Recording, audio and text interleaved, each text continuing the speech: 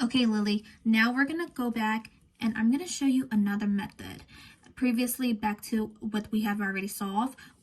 We already know that 5 over 10 plus 3 over 4 equals 1/4.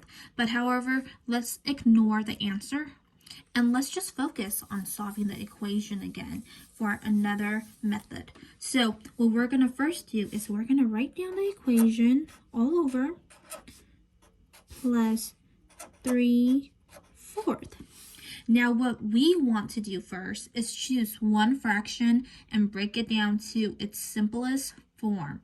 You can either pick 5 over 10 or 3 over 4th, but I'm going to pick 3 over 4th. And when we're breaking it down to our most simplest form, remember the bottom common denominator stays the same. So let's move it down this way. I'm going to put an arrow and I'm going to break down 3/4. So I'm going to write 3/4.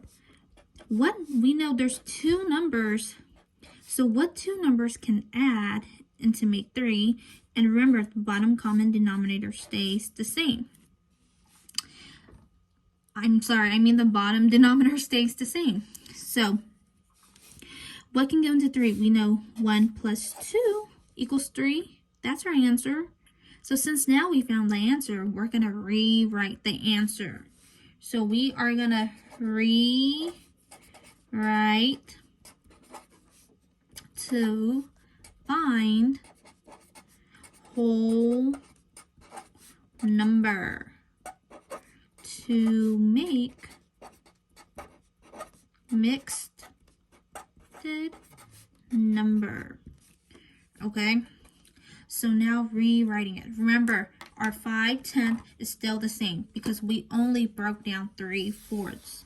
So 5 over 10 plus, let's go with 2/4 plus 1/4.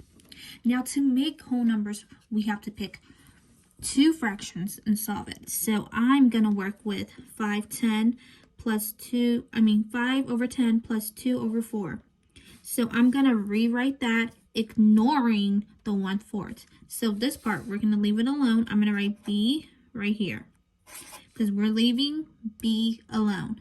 This selection is my A part. So I'm going to go like this. My A selection. It's just easier and less messier. So let's start by solving A first. So 5/10 plus 2/4. During this time, like you had mentioned earlier previously, we're going to reduce. So in order to reduce, it's adding. Multiplication.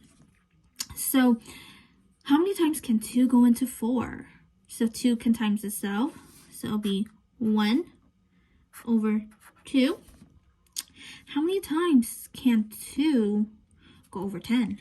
Go into 10? 5 times, right? So we cross that. We write 1 and 5.